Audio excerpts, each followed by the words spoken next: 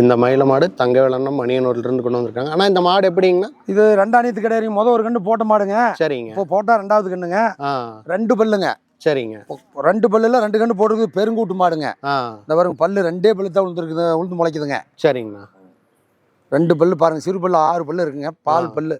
Okay. 2 பல்லுங்க. ரெண்டாவது கண்ணு. குணத்துல நல்ல சிறப்பான குணம். ஓகே. சுழி சுத்தமங்க. லேடிஸ் இது எல்லாருமே கறந்துக்கலாம். ஓகேங்கண்ணா. மாடு தேவைப்படுறவங்க கொள்ளு கால் அணை வேண்டியவைங்க. சரிங்க. அதெல்லாம் சிந்து மாதிரி அப்படியே நிற்கிங்க. அங்கே பாருங்க, எப்படி வேணாலும் கறந்துக்கலாங்க. ஓகேங்கண்ணா. உட்காந்து குண்டா வச்சு அப்படியே கறந்துக்கலாங்க.